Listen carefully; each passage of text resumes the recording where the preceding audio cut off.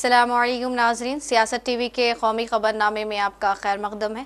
मैं हूं रेशमा। सबसे पहले नज़र डालते हैं सुर्खियों पर।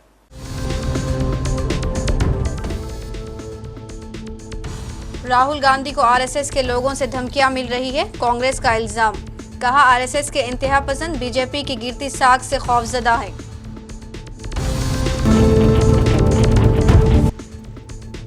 लिया में सख्त तरीन सिक्योरिटी, सीपीआई ने सोनम की गिरफ्तारी की मजम्मत की। कहा, बीजेपी अपनी जिम्मेदारी से भाग रही है।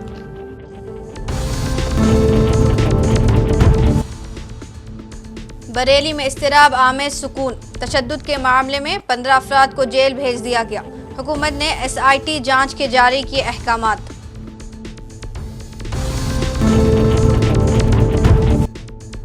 जुल्म और नाइंसाफी की उम्र ज्यादा लंबी नहीं होती। बरेली और वाराणसी बुलडोजर मामले पर अखिलेश यादव की कड़ी तनकीद। कहा, जानबूझकर अक़लियतों को बनाया जा रहा है निशाना।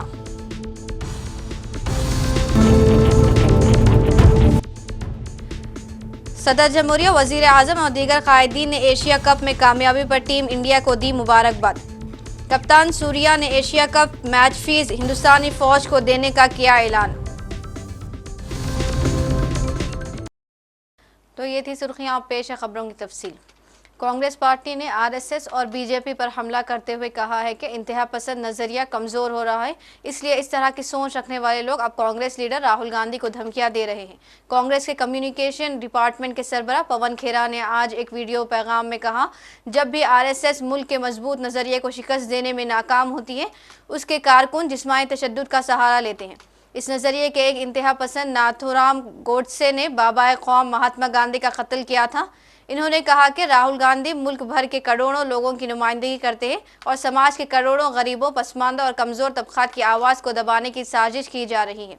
कांग्रेस लीडर ने कहा कि तारीख गवाह है कि जब भी हिंदुस्तान ने इस नज़रिए को शिकस्त दी है, आरएसएस ने तशद्दुद का सहारा लिया है। इन्होंने कहा कि सेंट्रल रिजर्व पुलिस फोर्स और दीगर सिक्योरिटी फोर्स ने मिस्टर गांधी की सिक्योरिटी के हवाले से कई बार लिखा है, लेकिन बीजेपी के तर्जुमान खुलेआम उन्हें जान से मारने की धमकियां दे रहे हैं। बरेली में इस्तिराब आमेज सुकून पाया जाता है। पुलिस ने पूरे शहर में चौकसी अख्तियार कर रखी है और 5 से ज़ायद लोगों के एक साथ बाहर निकलने पर पाबंदी आयद कर दी गई है। इस दौरान हुकूमत ने मामले की जांच एसआईआर के हवाले कर दी है। उस दिन ऐसा था, मियाँ ने मना कर दिया था, लेकिन ये लोग कुछ टुकड़ियों से आ रहे थे, इस गली से आ रहे थे, इस गली से दो करके ये कई संख्या में इकट्ठे हो गए जिला परिषद से आगे। वहाँ इनने हमारे पुलिस प्रशासन से पथराव करा, फिर पुलिस ने इनको लाठीचार्ज करा। कार्रवाई भी की है पुलिस? हाँ, पुलिस ने कार्रवाई भी करी है, जेल भेजा 77 लोग। क्या कहना चाहिए? हम सब शांति है, हम क्या कहना, बढ़िया लगा हमें।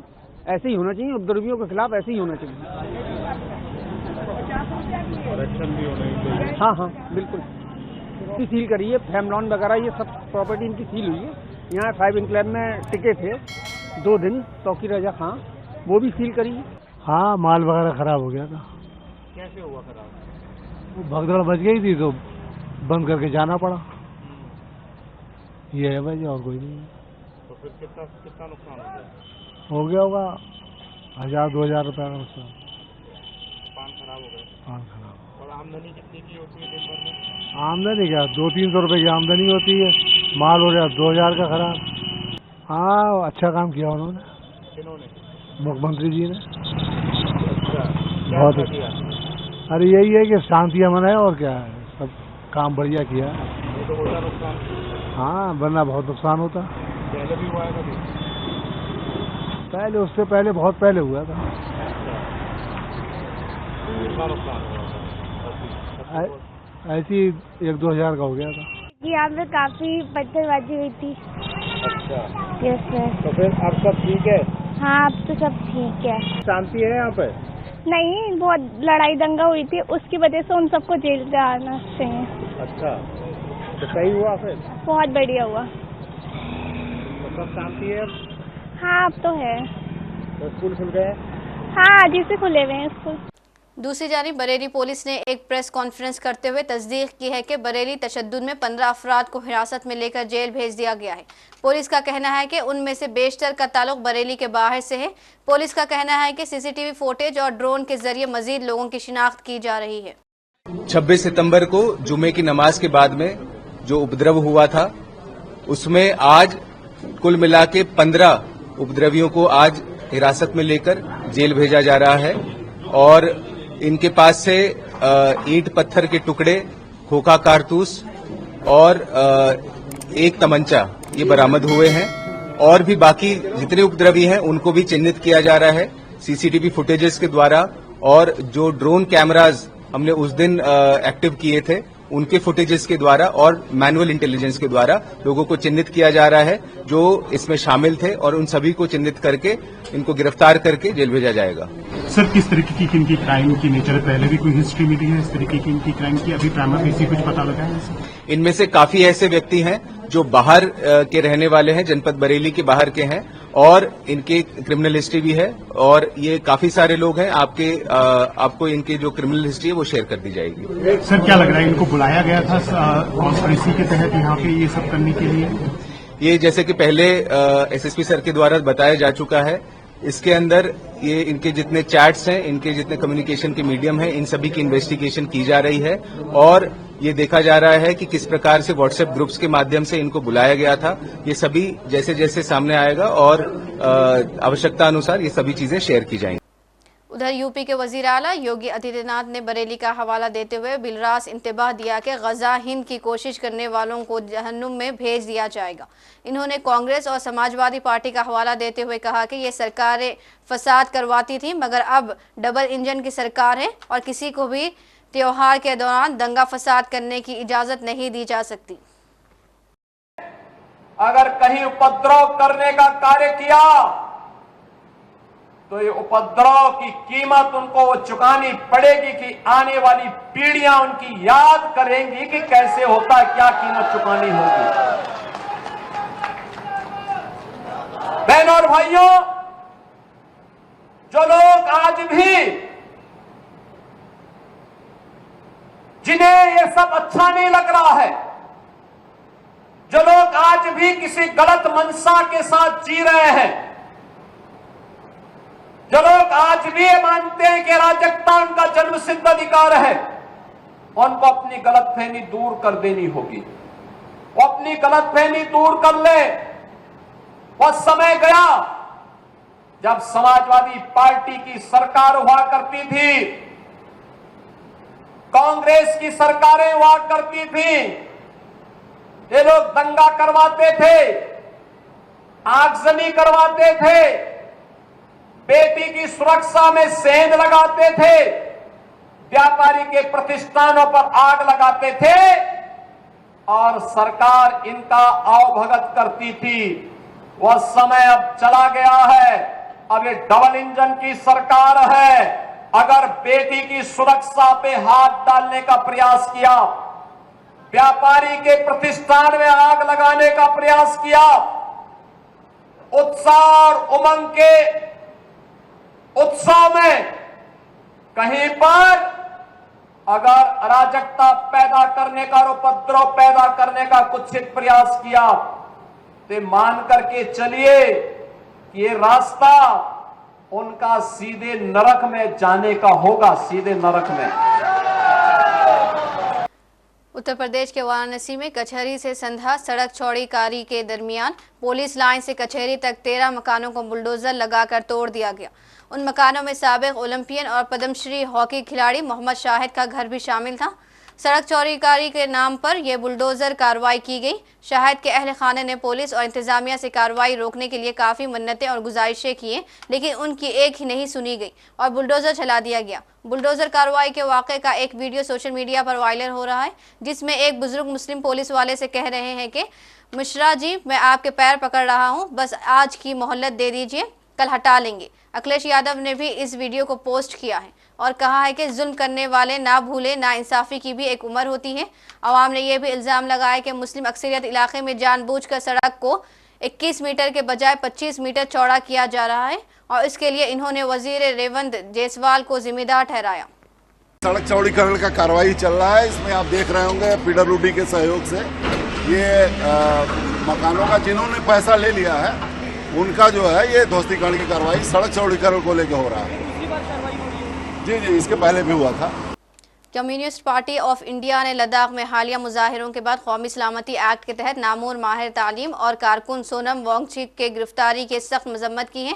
सीपीआई के रियासती सेक्रेटरी राम नरेश पांडे ने इतवार को एक बयान जारी करते हुए कहा कि रियासती हैसियत और आईनी तहफ़्फ़ुज़ात के जमहूरी मुतालिबात को पुरअमन तरीके से उठाने वाले शहरी के खिलाफ इस तरह के सख्त कानून का इस्तेमाल रियासती ताकत के नाकाबिल कबूल और गलत इस्तेमाल की नुमाइंदगी करता है। सीपीआई सेक्रेटरी ने कहा कि भारतीय जनता पार्टी हुकूमत ने एकतरफा तौर पर आर्टिकल 370 को मनसूख किया और साबिक़ा रियासत जम्मू व कश्मीर को 2 मरकज़ के ज़ेर इंतज़ाम इलाकों में तकसीम किया। मरकज़ की बीजेपी हुकूमत इस हिकमत अमली के लिहाज से हसास खित्ते में लोगों को दरपेश बदअमनी और मुश्किलात के लिए बराह रास्त जिम्मेदार है। इन्होंने कहा कि मरकज़ी हुकूमत अपनी जिम्मेदारी से पीछे नहीं हट सकती। इस दौरान लिया में कशीदगी पाई जाती है और सिक्योरिटी फोर्स ने सख्त चौकसी इख्तियार कर रखी है। सदर जमहूरिया द्रौपदी मुर्मू और वज़ीर आज़म नरेंद्र मोदी, वज़ीर दाखिला अमित शाह और उत्तर प्रदेश के वज़ीर आला योगी आदित्यनाथ समेत दीगर लीडरों ने एशिया कप जीतने पर हिंदुस्तानी क्रिकेट टीम को मुबारकबाद दी है। मुर्मू ने हिंदुस्तानी टीम को मुबारकबाद देते हुए एक्स पर लिखा, एशिया कप क्रिकेट टूर्नामेंट जीतने पर टीम इंडिया को मेरी जानिब से दिली मुबारकबाद। टीम ने टूर्नामेंट में एक भी मैच नहीं हारा और खेल में अपना दबदबा बरकरार रखा। मेरी ख्वाहिश है कि टीम इंडिया मुस्तकबिल में भी इसी तरह कामयाबी का परचम लहराती रहे। इस दौरान मिस्टर मोदी ने हिंदुस्तानी क्रिकेट टीम को उनकी जीत पर मुबारकबाद देते हुए सोशल मीडिया पर लिखा, मैदान पर ऑपरेशन सिंदूर, नतीजा वही निकला, हिंदुस्तान जीत गया। हमारे क्रिकेटर्स को उनकी जीत पर मुबारकबाद। वाज़ेह है कि इतवार को दुबई इंटरनेशनल क्रिकेट स्टेडियम में खेले गए एशिया कप के फाइनल में हिंदुस्तान ने पाकिस्तान को 5 विकेटों से शिकस्त दी थी। हिंदुस्तानी क्रिकेट टीम ने पाकिस्तान को सनसनीखेज मुकाबले में शिकस्त देकर एशिया कप जीत लिया। फतेह के बाद हिंदुस्तानी टीम ने एशियन क्रिकेट काउंसिल के सदर और पाकिस्तानी वज़ीर दाखिला मोहसिन नकवी से ट्रॉफी लेने से इनकार कर दिया। दरअसल हिंदुस्तानी टी-बेस कप्तान सूर्या कुमार यादव ने एक बड़े ऐलान करते हुए कहा है कि वो एशिया कप टूर्नामेंट के तमाम मैचों की फीस हिंदुस्तानी फ़ौज को अतिया करने का इरादा रखते हैं। मैच के बाद प्रेस कॉन्फ्रेंस से खिताब करते हुए सूर्या कुमार यादव ने एशिया कप ट्रॉफी ना मिलने पर भी रद्द-ए-अमल दिया। इन्होंने कहा कि बतौर टीम इन्होंने ट्रॉफी मोहसिन नकवी से कबूल ना करने का फैसला किया। इन्होंने कहा कि किसी ने उन्हें नहीं बताया, लेकिन उन्हें यकीन है कि टूर्नामेंट जीतने वाली टीम ट्रॉफी की मुस्तहिक है। हिंदुस्तान के अलावा अमेरिका में भी क्रिकेट के मुदाहिनों ने एशिया कप में हिंदुस्तानी टीम की जीत का जश्न मनाया। न्यूयॉर्क में हिंदुस्तानी बरादरी ने आतिशबाजी की और कहा कि हमने एक बार फिर पाकिस्तान को दिखा दिया है कि हिंदुस्तान के खिलाफ किसी भी मैदान में पाकिस्तान जीत नहीं सकता। आज इंडिया और पाकिस्तान का मैच हम लोगों ने यहाँ देखा। मैच बहुत ही बढ़िया था। सारे फाइनल्स इंटेंस होते हैं, लेकिन इंडिया पाकिस्तान का फाइनल और भी ज़्यादा इंटेंस होता है and it's a great feeling. आज इंडिया ने बहुत अच्छा परफॉर्म किया and I am really happy about that. I am talking from Time Square. We have enjoyed the India versus Pakistan match and India has won the match and we are very very happy. So everybody please be happy and enjoy the moment. आज का match बहुत ही interesting था। Thrill to win, last over तक match गया। It was not one sided. हम 3 match इस series में लगातार पाकिस्तान से जीते, तो बहुत ही प्राउड फीलिंग है। और आज हम कह सकते हैं कि ऑपरेशन सिंदूर के बाद आज एक और हमारा जो तिलक लगा है और सिंदूर का पाकिस्तान को हमने लगाया है हरा के। So Tilak Varma played a very good role and एक बार फिर हमने सिंदूर का तिलक लगाया और हमने विजयश्री हासिल की है। हिंदुस्तानी क्रिकेट टीम ने एशिया कप फाइनल जीतने के बाद भी ट्रॉफी लेने से इनकार कर दिया। हिंदुस्तान ने फाइनल पाकिस्तान को 5 विकेटों से शिकस्त दी, जिसकी वजह से मैच के बाद की प्रिपरेशन 1.5 घंटे से ज़्यादा ताख़ीर का शिकार हुई। फाइनल मैच हिंदुस्तानी वक्त के मुताबिक तकरीबन 12 बजे ख़त्म हुआ, लेकिन मैच के बाद की प्रेजेंटेशन तकरीबन 1:15 बजे शुरू हुई। मैच के बाद जारी की गई तस्वीर में टीम इंडिया को पोडियम के पास बिठा दिया गया। एशियन क्रिकेट काउंसिल के सदर और पीसीबी के चेयरमैन मोहसिन नकवी मुत्तहिदा अरब अमारात के शाही खानदान के अरकान के साथ काफ़ी देर तक पोडियम पर खड़े रहे। ताहम 4 घंटे के इंतजार के बाद खबर आई कि टीम इंडिया ने ट्रॉफी लेने से इनकार कर दिया है। अरे पाकिस्तान को तो हार नहीं देते, जब देखो तो हारते। अरे पाकिस्तान कुछ तो करके दिखा। हम हर बार पाकिस्तान को ऐसे पटक के मारेंगे। हिंदुस्तान जिंदाबाद। As always, the victory comes to India. हमारी सौफ का झंडा गिरा दिया, प्लेन भी उड़ा दिया। बहुत मजा आ गया जी, बहुत मजा आ गया। क्या बैटिंग हुई है, क्या बॉलिंग हुई है तिलक। हमने पहले सिंदूर लगाया और अब तिलक लगाया। ये हिंदुस्तान ने पहलगांव 22 अप्रैल हम वो दिन भूले नहीं है, उसका बदला ले लिया। पाकिस्तान को 3 बार पटकनी दी, आज फाइनल में भी हरा दिया। ये पाकिस्तान के लिए करारा जवाब है हिंदुस्तान का। जैसे सिंदूर ऑपरेशन में हमने हराया था, आज भी पाकिस्तान को खेल के मैदान में हराया, आगे भी हराते रहेंगे। पाकिस्तान हिंदुस्तान का बच्चा बच्चा ही रहेगा, बाप बाप रहेगा। भारत माता की जय। आज खेल के मैदान में हिंदुस्तान ने पाकिस्तान को जिस तरह से पटकनी दी है वो काबिले तारीफ है। हम लोगों ने भारत ने पूरे हर क्षेत्र में पटकनी दी है उनको, चाहे ऑपरेशन सिंदूर हो, चाहे सर्जिकल स्ट्राइक हो या कोई भी चीज हो, कभी भी वो हमसे आगे नहीं रह पाया, न रह पाएगा। ये मैच में भी हम लोगों ने उसको इतनी बुरी तरह से पटकनी दी, 3 मैच जीते हैं लगातार। आज फाइनल में भी इनको टक्कर देकर हरा दिया है। इंडिया का जीतना तय था, मैच अच्छा खेले, थोड़े चैलेंजेस थे, बट ओवरऑल मुझे करण औजला भी मिल गया। हाँ, she found Karan Aujla today, had some picks, but it was a great fun match. Amazing match of cricket today. बहुत मजा आया देख करके, लास्ट ओवर तक चला। लेकिन इंडिया पाकिस्तान को बड़े दिनों बाद ऐसा मुकाबला हुआ है कि दोनों मतलब कुछ एंड तक का। हाँ, पहले 2 मैच में तो इंडिया ही आगे निकल गया था और पहली बार फाइनल में पहुंची है दोनों टीमें। बहुत बढ़िया मुकाबला हुआ है, एंड यस फाइनली इंडिया जीता, तो great job India, come on yes. Sir मुकाबला बहुत बेहतरीन रहा और इतनी शानदार प्रतिस्पर्धा रही जो देखने लायक था। आई थिंक 1.4 बिलियन पीपल इतने मज़े लुटे होंगे आज, और करीबी मुकाबला होने के बाद में जो जीतने के बाद में जो मज़ा आया है उसको बयान नहीं कर सकते सर। सांस अटक गई थी कहीं ना कहीं। हाँ, सांस अटक गई थी, मगर हमें मालूम था कि हम जीतने वाले हैं। हमारा जो हमारा कमिटमेंट है और जो हमारा फिटनेस है ना, और जो बंदों में काबिलियत है, वो सर हारने वालों से नहीं थे। हमें मालूम है कि निकाल लेंगे हम, और हमने निकाल लिया। बहुत मज़ा आया sir, thank you very much. Match के बाद प्रेजेंटेशन शुरू हुई तो तिलक वर्मा को उनके 69 रन्स के लिए प्लेयर ऑफ द मैच करार दिया गया। टूर्नामेंट में 7 मैचों में 314 रन्स बनाने वाले अभिषेक शर्मा को प्लेयर ऑफ द सीरीज का अवार्ड दिया गया। वाज़ेह है कि उनमें से कोई भी अवार्ड मोहसिन नकवी ने पेश नहीं किया। जैसे ही हिंदुस्तानी टीम को ट्रॉफी पेश करने का वक्त करीब आया, मैच प्रेजेंटर और साबिक क्रिकेट साइमन देओल ने ऐलान किया कि उन्हें एशियन क्रिकेट काउंसिल की जानिब से ये पैगाम मौसूल हुआ है कि हिंदुस्तानी टीम को उस रात का पेश नहीं किया जाए। उसके साथ ही इन्होंने मैच के बाद की पेशकश को ख़त्म करार दिया। दरी असना तजवीज़ किया गया कि एमिरेट्स क्रिकेट बोर्ड के नायब सदर खालिद अज़-ज़हूरी टीम इंडिया को ट्रॉफी पेश कर सकते हैं, लेकिन हिंदुस्तानी टीम ने उसे कबूल करने से इनकार कर दिया। Reaction is that BCCI is extremely happy and we congratulate Indian cricket team for defeating Pakistan hands down at the group stage, at the Super 4 as well as in the final.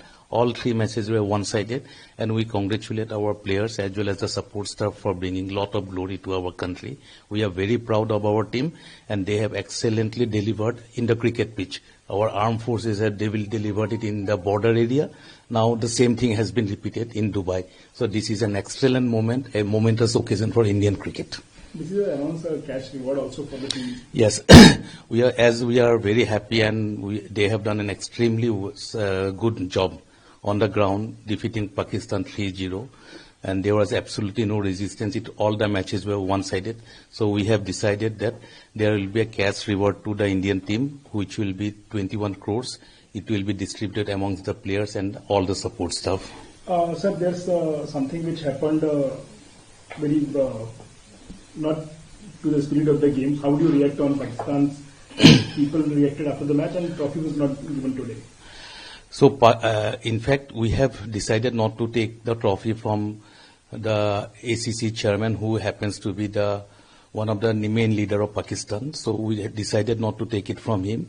But that does not mean that the gentleman will take away the trophy with him along with the medals. So it is very unfortunate, very unsporting, and we hope that the trophy and the medals will be returned to India as soon as possible. So has BCCI registered its formal protest against this act of the gentleman? This is definitely we are going to do. There is a ICC conference in the month of November, in the first week of November in Dubai. In the next conference, we are going to lodge a very serious and very strong protest against the act of the ACC chairperson. और आखिर में सुर्खियों पर एक और नजर।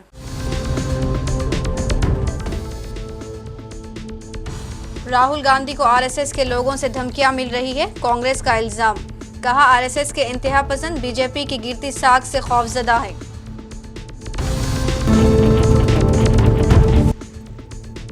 लिया में सख्तरीन सिक्योरिटी, सीपीआई ने सोनम की गिरफ्तारी की मजम्मत की। कहा बीजेपी अपनी जिम्मेदारी से भाग रही है।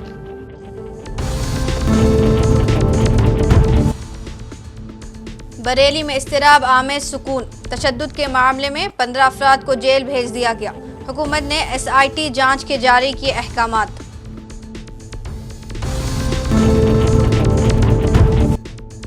जुल्म और नाइंसाफी की उम्र ज्यादा लंबी नहीं होती। बरेली और वाराणसी बुलडोजर मामले पर अखिलेश यादव की कड़ी तनकीद। कहा जानबूझकर अक़लियतों को बनाया जा रहा है निशाना।